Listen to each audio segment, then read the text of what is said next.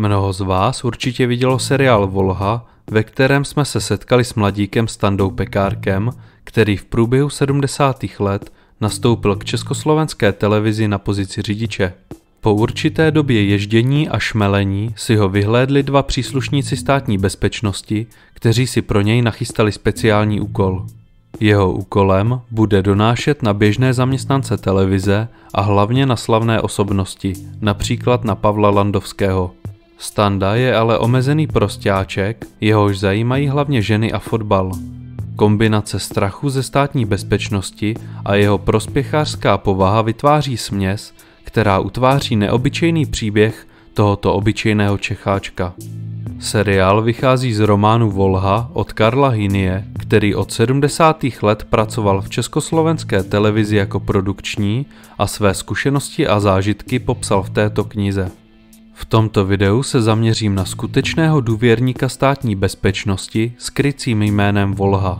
Tento člověk sice nejezdil pro televizi, ale byl pražský taxikář s neobyčejnou minulostí. I přesto, že je příběh Standy Pekárka fiktivní, tak se v tomto skutečném příběhu objevuje nespočet podobností. Otázkou tedy je, zdali je příběh, který jste viděli v televizi, skutečně tak fiktivní, jak se tváří.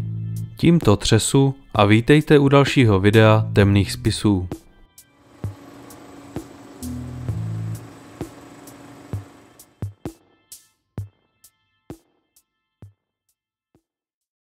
Vše začalo v Praze na začátku roku 1988, kdy jistý poručík Fál dostal úkol nasadit spolupracovníka, který by získával informace od vízových cizinců. Tento poručík pracoval na prvním oddělení 6. odboru 2. správy Sboru národní bezpečnosti. Toto oddělení spolupracovalo s Federálním ministerstvem zahraničního obchodu a jeho cíl byla ochrana proti zahraničním špionům. Započal tedy běžnou agenturní činnost k vyhledání vhodné osoby. Do oka mu padl pan Jiří, nikoliv Stanislav, který byl již v minulosti pod tichým dohledem státní bezpečnosti. Tento tichý dohled vycházel z toho, že byl zaměstnán jako řidič na mnoha exponovaných místech. Nejdříve jezdil pro informační službu NDR v Československu a poté byl řidič slavného zpěváka Václava Neckáře v podniku Prago Koncert. S Neckářem objezdil několik turné po socialistických státech. Nakonec se usadil v dopravním podniku jako taxikář pro cizince. Poručík si prověrkou ověřil, že Jiří umí anglicky a německy a denně se pohybuje mezi cizinci. V únoru si ho pozval do sídla státní bezpečnosti v Olšanské ulici. Provedl s ním vytěžovací rozhovor, ve kterém se potvrdilo, že jde o velice vhodnou osobu pro nasazení mezi cizince. Byla tehdy podepsána spolupráce a získal krycí jméno Volha. Jeho vedoucím pracovníkem se stal zmiňovaný poručík Fal. Spis byl založen 26. února 1988 a byl původně označený jako tajný. Následně byl z neznámého důvodu zařazen mezi přísně tajné dokumenty. Část zkušeností důvěrníka Volhy jsme si už nakousli, a tak se nyní podrobněji podíváme na celý jeho život. Jiří se narodil v roce 1939 v Praze do dělnické rodiny a v roce 1953 dokončil 8letou základní školu. Poté byl zařazen na 2letý učební obor a vyučil se nástrojářem. Po dokončení školy byl zaměstnán v podniku Metro Praha, kde nejdříve pracoval jako nástrojář a následně jako řidič. V roce 1966 změnil zaměstnavatele a začal pracovat pro informační službu NDR jako řidič pro kulturní oddělení této služby. Vozil tehdy po Československu umělce z východního Německa. Občas vyjel s umělci i za hranice a navštívil tak NDR a Maďarsko. Jiří však nebyl pouze řidič, ale občas měl v kulturním oddělení na starosti promítání. V roce 1966 se oženil s jistou Irenou, která pracovala jako referentka pro ústřední výbor Československého svazu tělesné výchovy. V roce 1974 začal pracovat u dopravního podniku, nejdříve jako opravář a následně opět jako řidič. Nejdříve jezdil jako řidič zpěváka Václava Neckáře, se kterým objezdil několik turné jak v Československu, tak v zahraničí. Poté byl přeřazen do taxislužby. V práci byl vždy chválen a bylo zdůrazňováno, že podporuje zájmy socialismu. Dále nebyl lustrací zjištěn žádný negativní záznam jak na jeho samotného, tak na jeho rodinu. V době pohovoru měl v dopravním podniku přidělený vůz značky Škoda s radiostanicí a zaměřoval se na okruh Václavského náměstí a okolních lokalit na Praze 1. Měl 2 děti, syna, který byl na vojně u pohraniční stráže, a dceru, která chodila teprve na základní školu. Při dalším rozhovoru příslušníkům sdělil, že má zájem s manželkou vycestovat do Jugoslávie a poté do kapitalistické ciziny. Valuty by si prý sehnal sám díky dlouhodobým vztahům s cizinci, které vozí.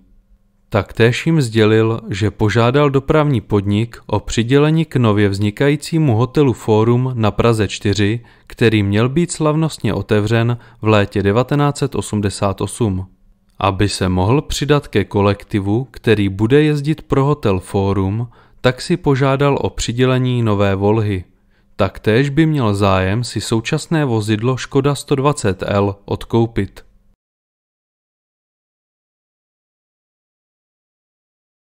Začátkem dubna se uskutečnilo první pravidelné setkání s příslušníky státní bezpečnosti. Jiří jim opětovně sdělil, že si žádá o novou Volhu a v podstatě zopakoval spousty jiných informací, které již poskytl. Uvedl, že nemá možnost se setkat s tolika cizinci jako jeho kolegové, co jezdí pro hotely, i přesto, že po Praze 1 najezdí o mnoho více kilometrů. Dále jim sdělil, že začal používat své osobní vizitky, které rozdává cizincům. Díky těmto vizitkám navázal opakovaný kontakt se 3 obchodníky ze západního Německa, 1 Nizozemcem a 1 Rakušanem. Koncem dubna došlo k dalšímu setkání, na kterém se neprobírali cizinci, ale jiní taxikáři. Sešli se mimo kancelář na Praze 6 a Jiří vypověděl, že většina taxikářů je na české cestující velice hrubá a zajímají se pouze o výměnu valut. Taxikáři prý nabízeli cizincům velice výhodné kurzy, kterým nemohly směnárny nebo státní banka konkurovat. Některé taxikáře znal přímo jménem a některé pod přezdívkami, jako například Velký Tonda, Žlutý král a nebo Velký Mirek. Předchozí zmínka o dovolené v Jugoslávii se Jiřímu vyplatila a během jara byl předvolán na státní bezpečnost, kde mu díky spolupráci schválili červnovou dovolenou. V květnu byla Jiřímu nabídnuta noční směna u hotelu Fórum, kterou ale odmítl kvůli výchově dcery, jelikož se jeho žena nemohla uvolňovat z práce. Mezitím se mu podařilo udat jednoho kolegu, který během práce často vyměňoval valuty. Uvedl, že vlastní 2 automobily, má chatu a nábytek z Tuzexu, což se později potvrdilo. Popisoval zde, že se někteří taxikáři a vexláci dávali dohromady a vytvářeli zločinecké skupiny. V těchto skupinách měli někteří taxikáři fungovat jako pasáci. Právě tento taxikář měl působit v oblasti hlavního nádraží. V červnu Jiří získal díky své předchozí činnosti pro státní bezpečnost denní směny u hotelu Fórum. Vypověděl, že se teprve seznamuje s novým okolím, ale že tam mnoho cizinců zatím není. Dále je ze spisu zřejmé, že z poručíka Fala se přes léto stal nadporučík. V červenci došlo k reorganizaci státní bezpečnosti a příslušníci měli za úkol redukovat počty důvěrníků a agentů. Tím se zabýval i nadporučík Fal, který začal dle spisu zvažovat, že důvěrníka Volhu vyřadí ze své sítě. V srpnu se pokusil Jiří dostat do sítě státní bezpečnosti svého kolegu, který s ním jezdil na denní směně. To se mu ale nepodařilo. V listopadu došlo k dalšímu setkání, kde rozebírali zejména celostátní politické dění. Jiří dle spisu kritizoval demonstrace z října 1988, které podle něj nepřispívaly k demokratizaci a přestavbě země. Dle jeho názoru mělo ministerstvo vnitra a generální prokuratura demonstranty trestat přísněji. Skončil nám rok 1988 a 26. ledna 1989 dochází k další řádné schůzce. Jiří vypověděl, že před Vánoci měl dovolenou, ale přes svátky normálně pracoval. Během Vánoc se však v hotelu nenacházel žádný cizinec a tudíž nic nového nezjistil. Nadporučík Fall se tedy s Jiřím dohodl, že pozastavují pravidelné schůzky a bude ho kontaktovat pouze v případě konkrétního případu. Vzhledem ke zmiňované reorganizaci státní bezpečnosti a k dosavadním výsledkům spolupráce se nadporučík Fall nakonec rozhodl spolupráci s důvěrníkem Volhou ukončit. V závěrečných listech popisuje bezproblémovou spolupráci s důvěrníkem a důvody ukončení spolupráce. Nadporučík tedy navrhl uložení spisu do archivu na dobu 5 let. Původně měl být spis skartován v roce 1994, což ale překazila sametová revoluce a já vám tak nyní mohl předat příběh skutečného důvěrníka Volhy. A jsme na konci příběhu důvěrníka Volhy. Napište mi prosím do komentářů, jak se vám video líbilo a jestli si myslíte, že příběh Standy Pekárka byl částečně inspirovaný příběhem pana Jiřího. Pokud by vás zajímal další, již zpracovaný archivní případ z Československa, tak se podívejte na případ posledního únosu letadla v Československé socialistické republice. Odkaz naleznete v popisku videa.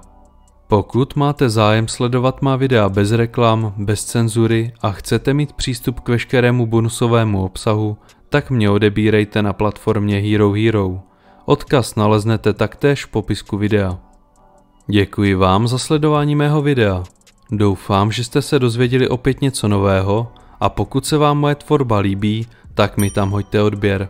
Moc mi to pomůže v rozvoji tohoto kanálu. Určitě zde ale zanechte like, který zajistí, že se video dostane k co nejvíce lidem. Taktéž se můžete stát členem tohoto kanálu a získat tak různé divácké výhody. V neposlední řadě děkuji všem členům tohoto kanálu, kteří mi svojí podporou velice pomáhají.